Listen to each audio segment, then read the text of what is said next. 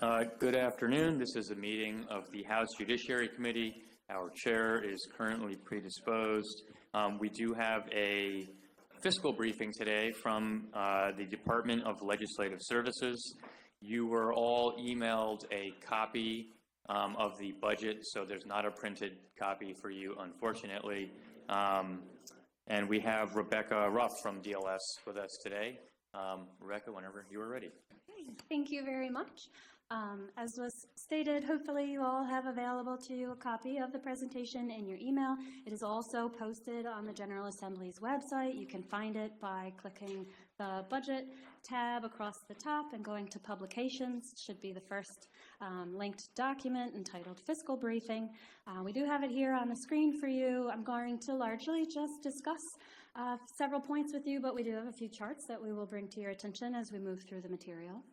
I have some good news to start out with. Largely speaking, revenues have continued to outperform estimates, and this has contributed to sizable fund balances in recent years. Fiscal 2022 closed with an estimated cash balance of about $5.5 billion, and it's estimated that the fiscal 2023 budget, the current year that we are in, will close with a cash balance of about $2.3 billion and a structural surplus of $1.1 billion. The governor's plan, as introduced, does project closing fiscal 2024 with an estimated cash balance of $820 million and a structural surplus of $337 million, and also leaves the equivalent of 10% of general fund revenues in the rainy day fund balance. All of these measures either meet or exceed the spending affordability goals that were set by that committee in December of last year. If you look at the top part of this chart, you can see that in total, all funds in the budget decreased by about 1.8% in comparison to the fiscal 2023 budget. This is attributable to a 4.4% decrease in general funds and an 8.3% decline in federal funds. The federal funds decline largely because of the dissipation of ARPA funds, the federal COVID stimulus funds that had been in the budget for the last few years are largely removed from fiscal 2024. One thing worth noting here is the fact that the decrease is also largely attributable to what's going on with the rainy day fund appropriation. Statute required a $2.3 billion appropriation to the rainy day fund in fiscal 2023 because of excessive revenues available at the closeout period from the year prior.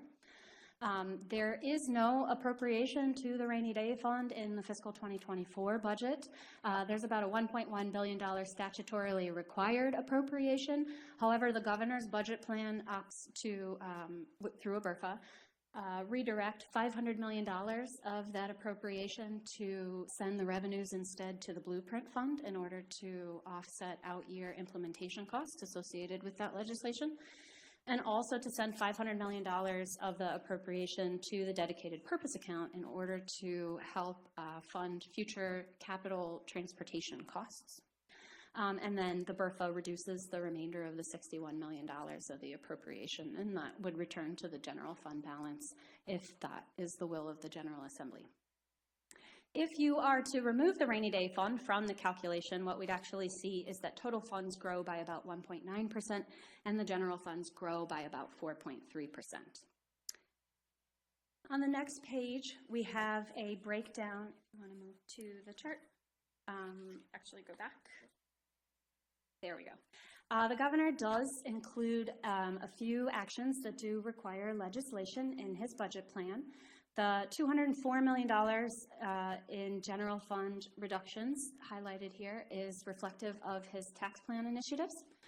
So what he is proposing is legislation that would extend the earned income tax credit from the temporary enhancements that were passed during the 2021 session, make those permanent. He's also proposing to exempt military retirement income from the income tax, and also to expand the child tax credit. As I said, this would reduce about $204 million in revenues. There's also a handful of spending initiatives that would require legislative support. The biggest one being the acceleration of provider rate increases in order to align with an accelerated implementation of the $15 minimum wage. This would require an additional $218 million in spending in fiscal 2024. There's a one-time reduction for the hospital assessment, of $50 million. There's two pieces of legislation which our staff are still investigating and learning about, the Maryland Educator Shortage Act and the Innovation Economy Infrastructure Act. There's an adjustment in the BRFA related just to a timing change with the homeowner's property tax credit refund and repayments for that. And then also the administration is proposing to provide health benefits for National Guard members. These combined would require an additional $305 million in spending. And then the final item you see there is the contingent reduction to the remainder of the rainy day fund appropriation that I previously discussed. On the next page, we have a chart for you that provides the general fund structural budget outlook. So what you see here in this chart is that the blue bars reflect what the administration is proposing in terms of its structural budget balance for the next 5 fiscal years, fiscal 2024 through 2028. And you can see that the administration is showing a structural surplus through all those years. However, DLS in our evaluation of the budget has identified a somewhat concerning problem beginning in fiscal 2027, and that's because the Blueprint Fund is projecting a shortfall starting in fiscal 2027. This wasn't previously anticipated. However, new enrollment figures largely relating to the free and reduced price meals population have required an additional $390 million in spending in fiscal 2024, which actually increases to an additional $1.6 billion in spending needed to support the education formulas over the forecast period. So what you see is if you layer in the Blueprint shortfall, which would require general fund support in order to backfill, by fiscal 2027, we're looking at a structural shortfall of just nearly $1 billion, which grows to about $1.2 billion shortfall in fiscal 2028. On the next page, we have a chart for you that shows what's going on with the free and reduced price meal student population. As you can see, during the COVID era, there had been actually a decline in this population for several factors. And with the most recent data, however, we're seeing an increase of almost 111,000 students who qualify for free and reduced price meals.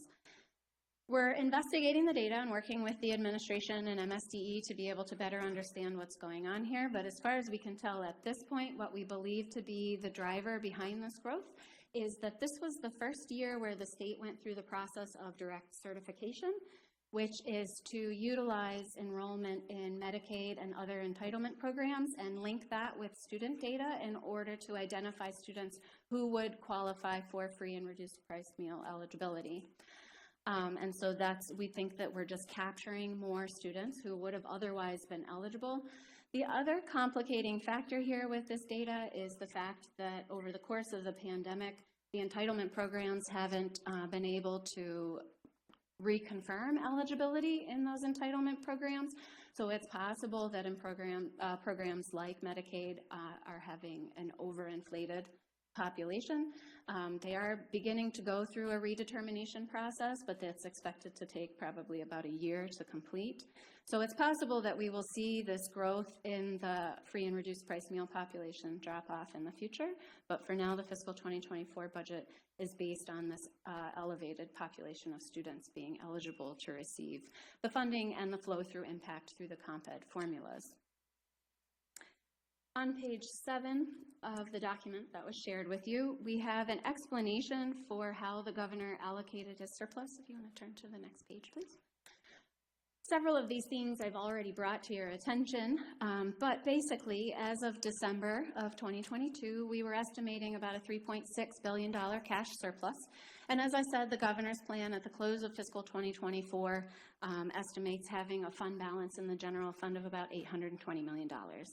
So this list tries to explain to you kind of at the very highest level exactly where those funds are going. Already touched on are sending the $500 million each to transportation capital needs and to the Blueprint Fund. There's also the $218 million for the acceleration of the provider rate increase and the $204 million in revenues needed to support the governor's tax relief plan. There's an additional $149 million above our baseline estimate from the fall dedicated towards PAYGO, which is the capital program supported through the operating budget. There's an additional $133 million provided to higher education. This includes additional funding for community colleges who benefit from higher per student amounts used in the formula calculations. There's also $114 million that is retained by the agencies in the current year's budget that we were anticipating would be reverted, that the administration is allowing the agencies to keep. The majority of this excess funding is related to high vacancy rates. Nearly every, I think all but 2 of the major departments or service areas across the state budget are experiencing vacancy rates in excess of 10%. So this generates quite a bit of surplus funding in the agency's budget. However, the administration has up to this point indicated that they are allowing the agencies to retain the funds in the hopes that they will be able to improve their hiring efforts over the remainder of the fiscal year. But it does leave an estimated $114 million in the agency's budget that may or may not end up being utilized. There's about $78 million of additional investments in behavioral health infrastructure. And the budget for police aid remains at the fiscal 2023 budgeted level. However, it's worth noting that this amount is $46 million above the statutory formula. Last year, the previous administration had allocated this additional funding. The legislature then specified through language in the budget that the enhanced funding should be allocated according to the proportional allocation of crime based on the most recently available UCR data. And so it's our understanding that the intent is to allocate this additional enhancement in the same manner for fiscal 2024. There's about $37 million in hold harmless funding for K-12 education. There's $32 million associated with permanently enhancing monthly cash assistance benefits that were enhanced in last session. The administration has created 2 new budget units, the smaller one being further down the page, $11 million to support the West North Avenue Development Authority. This is an entity that had previously received grant funding both through the capital budget and through the Board of Public Works. However, this administration has separated them out into their own budget code and provide them with additional funding. And then the other one is further up the page, the new Department of Service and Civic Innovation. This has an $18 million appropriation associated with it, beginning with $4 million in the fiscal 2023 deficiency appropriation to get things underway. This is the new department that the governor has established, which is believed to be largely responsible for initiating the service year that he's discussed as one of his important initiatives.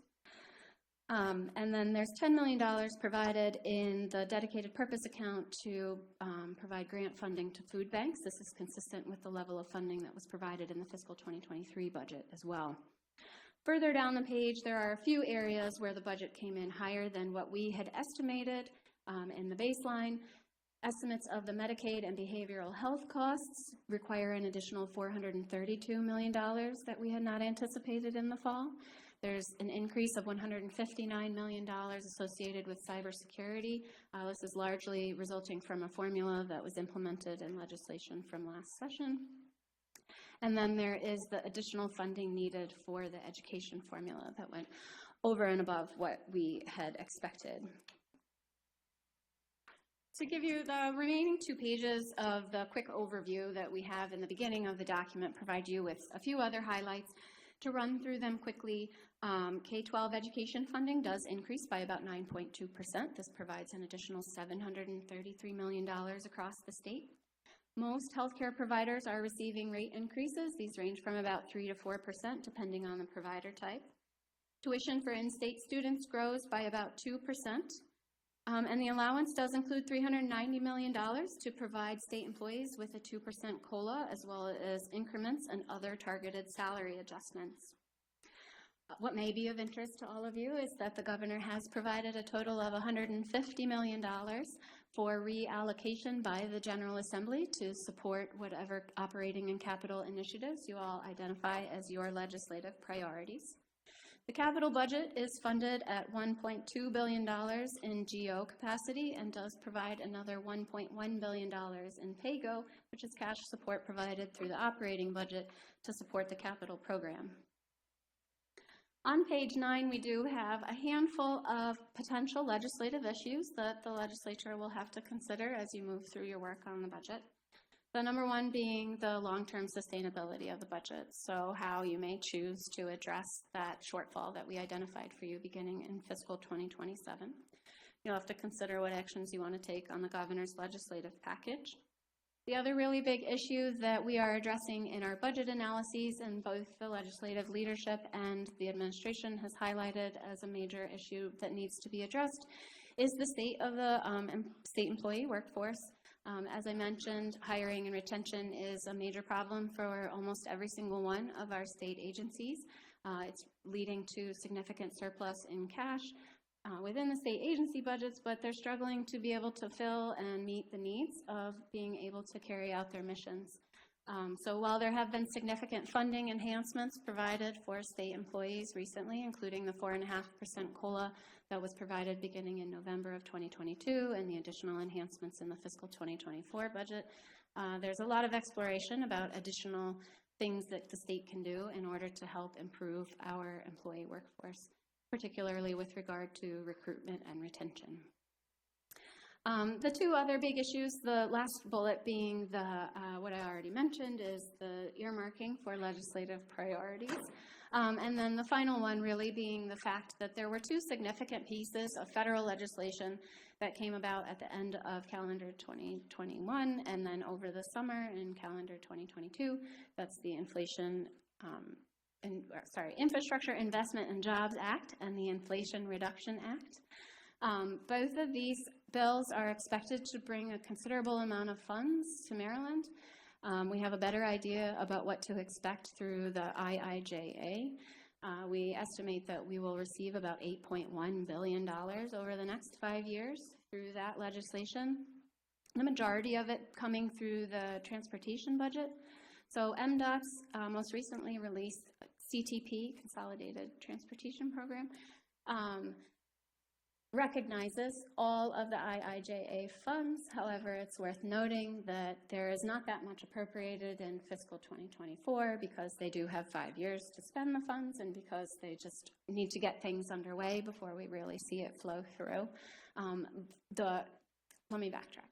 There's $8.1 billion in total that we're expecting, $6.7 billion of which is expected to be transportation. Most of that is the renewal of pre-existing formulas that we would have already been expecting to see come to the state. About $1.4 billion of that is enhancements, and the majority of those enhancements don't appear in the CTP until further in the out years because it takes time to get underway.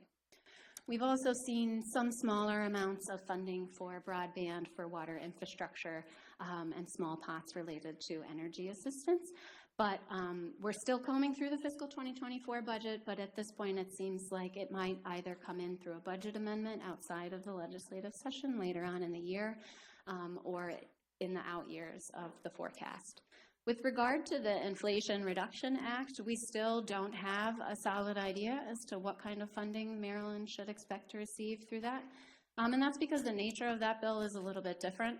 IIJA, quite a bit of it was funneled through pre-existing programs or formulas, so we were able to quickly identify exactly how much money we might receive through it. With the Inflation Reduction Act, a considerable amount of that is competitive spending. So at this point, we know what national totals are for the programs, but we don't have a sense of what might come to the individual states. In total, we've identified about $61 billion in funding that could be eligible to be sent to the states, but that doesn't mean that it's exclusively for states. And of that $61 billion, about $47 billion of that is competitive funds, and we're still awaiting guidance from the federal agencies as to what those programs look like, and even for them to be open for application. So that's kind of a to be determined, but these are federal funds, so it means that as they become available, the agencies have the ability to recognize those funds and get underway with spending them through the budget amendment process, and won't need to wait until next session necessarily to be able to have access to those funds. That's the overview that I have for you today. The document that we've provided has several other pages, so if you have questions, I'm happy to answer them or at least make note of what they are and follow up with my staff who may know a little bit better some of the specifics. All right, we'll open it for questions. I have a couple actually, just to begin. First, when we look at the out years, when we have that 1.2 billion deficit we're facing in fiscal 27, if we go past 27, does that number grow, or is it a stable billion deficit we're looking at in the out years? I can't firmly answer that, only because we typically keep our forecasting to 5 years, because once you get beyond that 5-year window, there's so many things that could change in that 5-year period that it becomes really hard to have any level of accuracy. Okay, and then the other quick one was the 78 million new line item for behavioral health infrastructure. Is that specifically earmarked? I believe there is more detail available. I would have to get that from our behavioral health analyst, but we can certainly provide that to you. Okay, great. I think we had a question from Delegate Kaufman, and then Grammer, and then Cardin. Thank you, Mr. Chair, and thank you for that excellent presentation. I'm just a little bit confused about something, so could you please enlighten me? Ms. Roth is your name, right? Yes. Okay. I understand the issue comes in with the fact that if somebody was eligible for Medicaid, we automatically made them eligible for free and reduced lunch. Is that correct? To the best of my knowledge, yes. Okay, so, but I would have thought, and that's what puts us in the hole with the blueprint, but it's my understanding, and you're much smarter than I am, but it's my understanding that the more children that are on free and reduced lunch, the more federal funds are available to a state, because free and reduced lunch is a partnership between the United States Department of Agriculture and the state where the child lives. So why didn't we receive additional federal funds commensurate with the significant number of more children needing free and adolescents needing free and reduced lunch?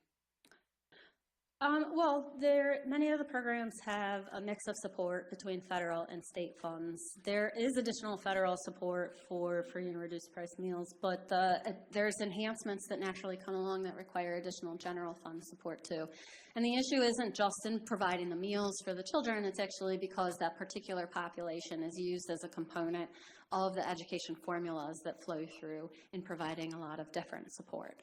And so as that population increases, it requires additional general fund resources to flow through and support the calculations of those formulas. Okay, so just to make sure I'm understanding, if that's all right, Mr. Vice Chair. Essentially what you're saying in layman's terms is the more farmed kids that an LEA has, a school district has, the more money they get. So it not only affects the lunches, but it affects the amount of funding the state gives a jurisdiction. Correct. Thank you, Ms. Roth, and thank you, Mr. Vice Chair. You're Delegate Grammer. Thank you, Mr. Chair. So it was $360 million exclusively for the increase in costs for that free and reduced meals. Did I hear that right?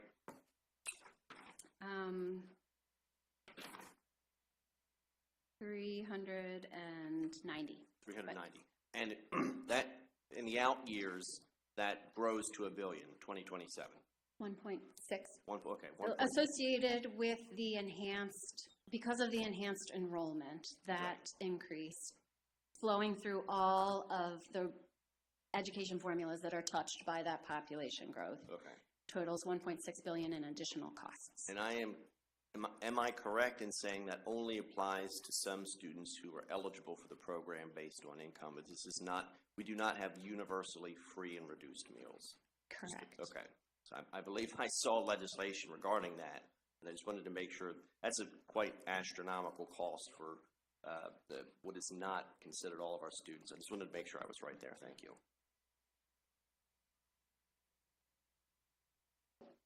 Delegate Cardin.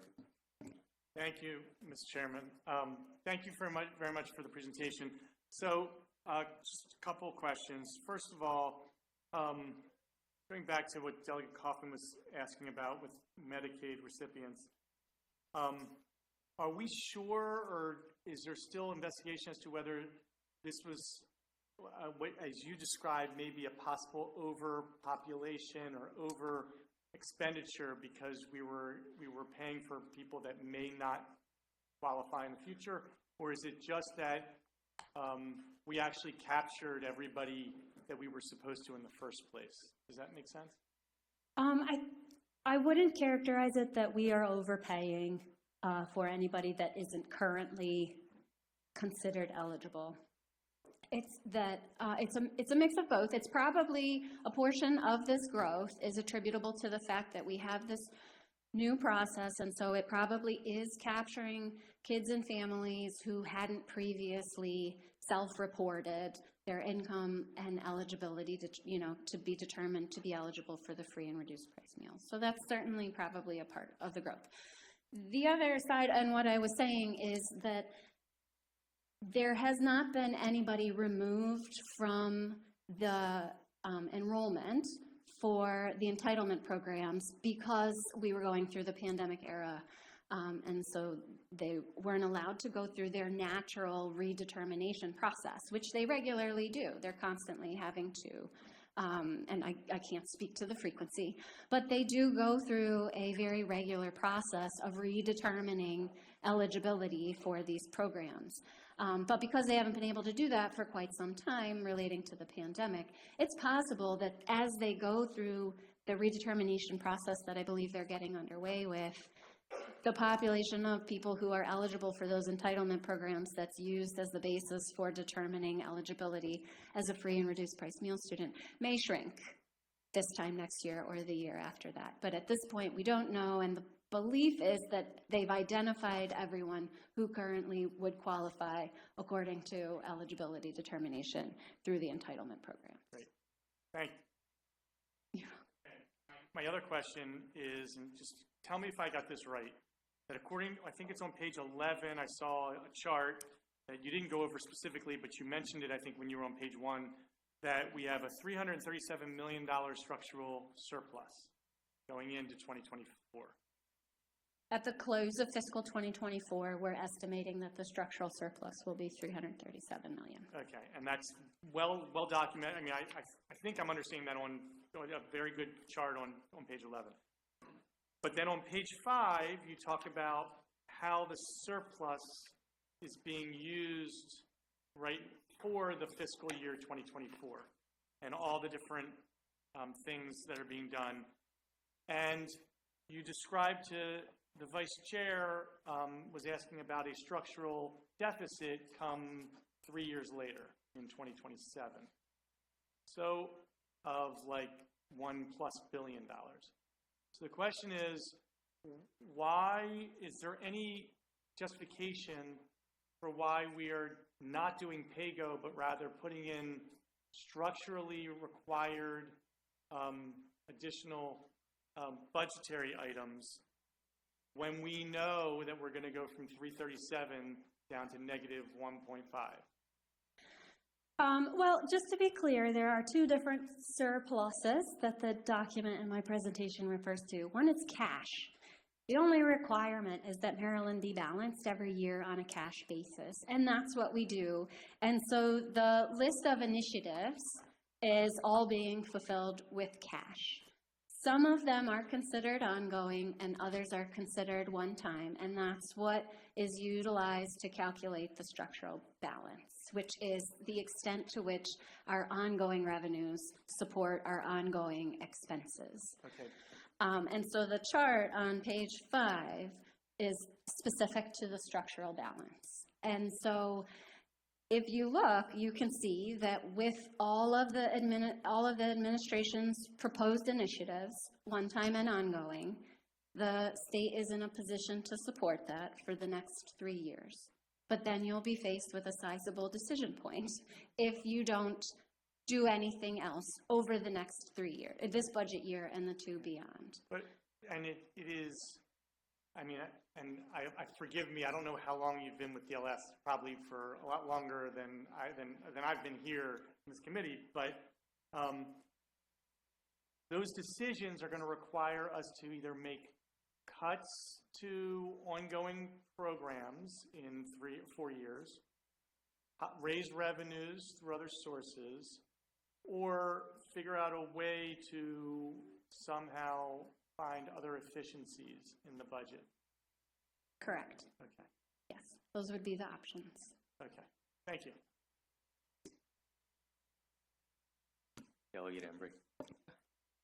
I have two related questions. One is the governor is obviously spending a lot of money in this budget to fight child poverty, which in theory should have an impact on the Medicaid numbers for families, in theory. And I just wondered if there's a plan to make projections based on the tax credit spending, the minimum wage increase, in connection with the free and reduced lunch calculation. Sure. Well, I would say that our budget analyses certainly are taking a look. It's still very early days for our staff.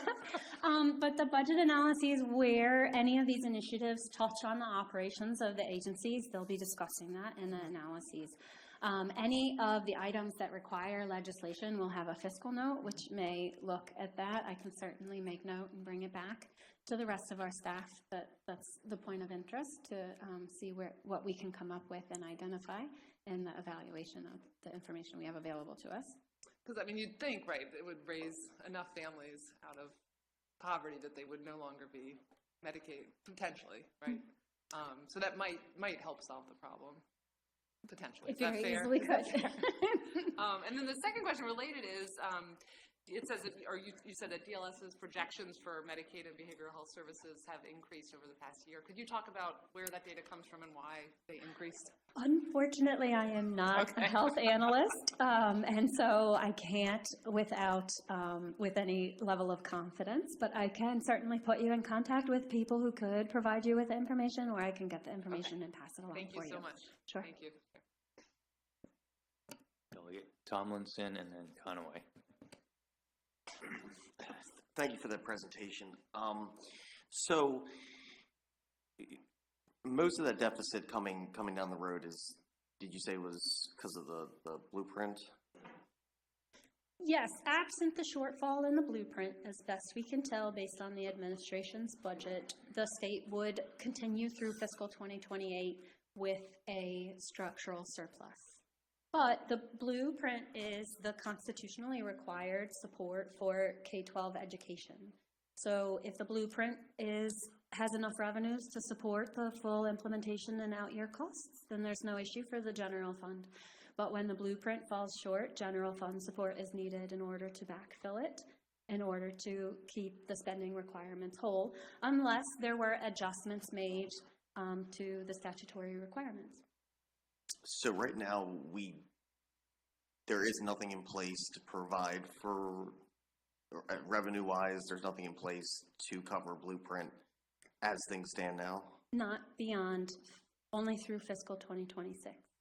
Gotcha, okay. Thanks.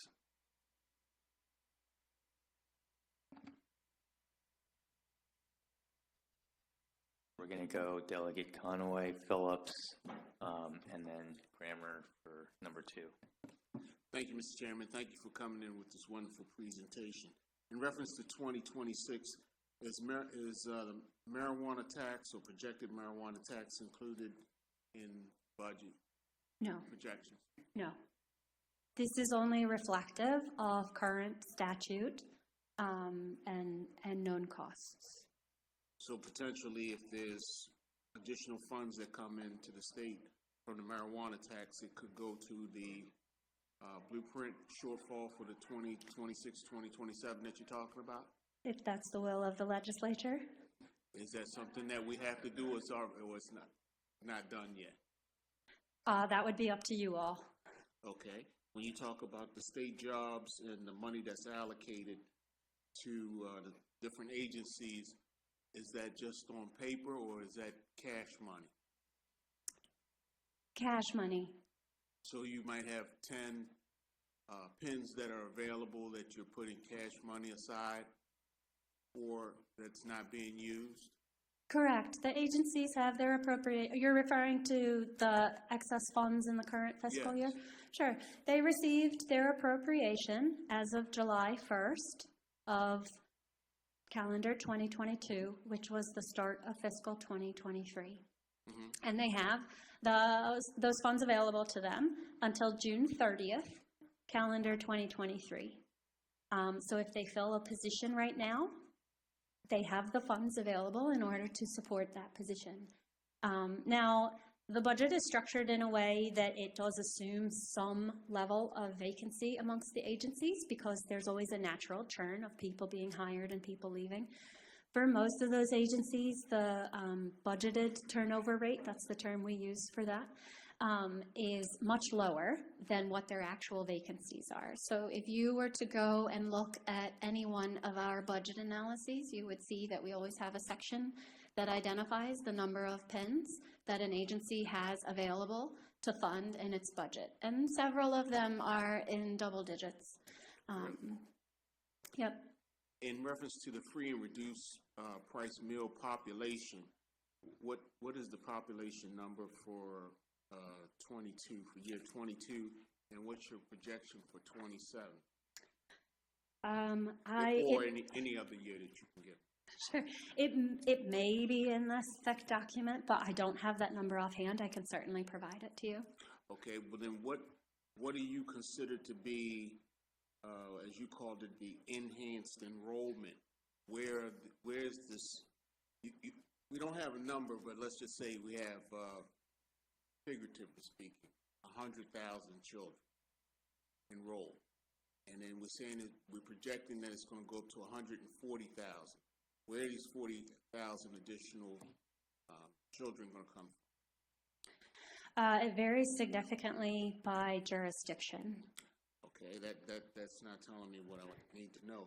Are you saying that we have included some people who weren't counted before? Correct. Or are you saying that we might include some people that are not counted now? Are you referring to potentially adding additional undocumented citizens onto the rolls? What are we doing? MSDE is responsible in collecting the enrollment data from the local school systems. I'm not familiar with the specifics of how, I believe that I can't speak to the specifics of how they conduct that count. What I can tell you and what this chart shows is the way the free and reduced price meal population has changed for the last 4 years. So there was some modest growth in the fall of 2019 when we put together our enrollment estimates from the number of kids that were identified as free and reduced price meals. They grew by 5,646 students in the fall of 2019 enrollment count. Then during the pandemic, enrollment counts for eligible students fell by 24,000 students in fall of 2020 and an additional 23,000 students in the fall of 2021. In the counts that the schools took this past fall, it is a growth of 110,000 students who are now eligible across the state.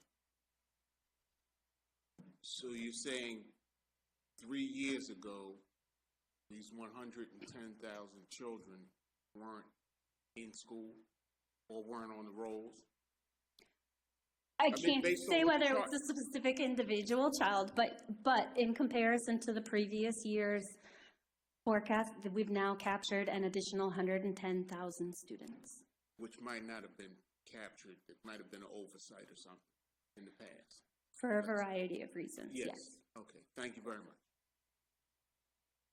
All right, Delegate Phillips. Delegate Conway asked my question related to the additional revenues that may come through cannabis. Are there any other potential revenues? Gaming now has changed significantly. Any of those things already considered in that? And then on the question of the students, have there been any other proposals for how we might address that issue? From a revenue perspective, I know you haven't factored anything in, but from a legislative services, have there been any other proposals that have come through? So I'm sorry, the first part of your The first question? part was other sources like gaming, and did you Sure. did you factor that into this as Our well? forecast does not account for potential revenues, only, it largely relies on the revenue estimates that are put out by the Board of Revenue Estimates, which is a consensus board, where everyone, all branches of government agree on what estimated general fund revenues are. It does account for some revenues like the casino revenues and the education trust fund and things like that. But it does not reflect any potential revenues that could result from new legislation passed in this session or going forward. So to the extent that the legislature opts to create a new revenue source, then that would be added to the next year's update of the forecast, but is not reflected in any way in our current forecast. As far as how to address the out-year issue, that is not something that we've made any formal recommendations on. There are certainly, you could take action this year, and that would mitigate some of the problems in the out years, certainly for things that take time to generate additional revenues or to have the full impact of spending savings. But also, your projected shortfall doesn't appear to be occurring until fiscal 2027, so that does give you 3 years to consider how you want to address that problem. Thank you.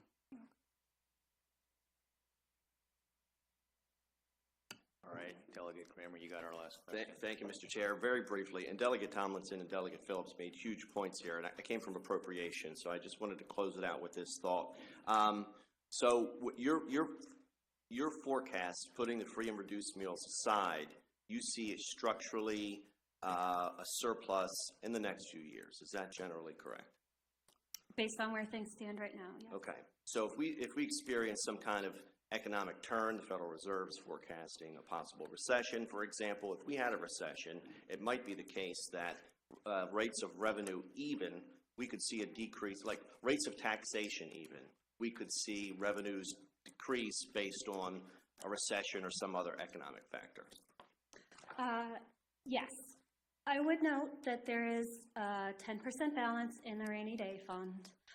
In the document in Appendix 2, we did try and estimate what a mild recession would do to the revenues, and setting aside the issue with firming up the blueprint fund and the education costs, it does appear that the state would be okay to survive a mild recession, but there's a lot of factors that go into that. And who produces the forecasts for revenue that give us decision-making authority going forward? The Board of Revenue Estimates. And is it correct or is it not correct that they are frequently wrong? Isn't it correct that they are sometimes wrong? I cannot speak to the degree of accuracy. I haven't done that evaluation. I'll ask a more factual question then. Last year, how off were the revenue estimates? I would have to go back and look. I don't have that I information. believe it was $7.5 billion. But thank you so much. Thank you, Mr. Chair.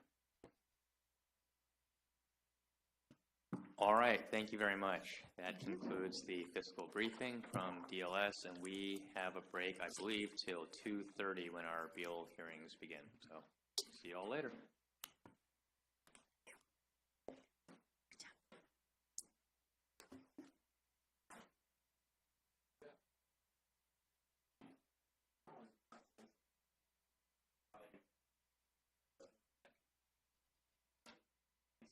Yeah, I think like that. I don't know.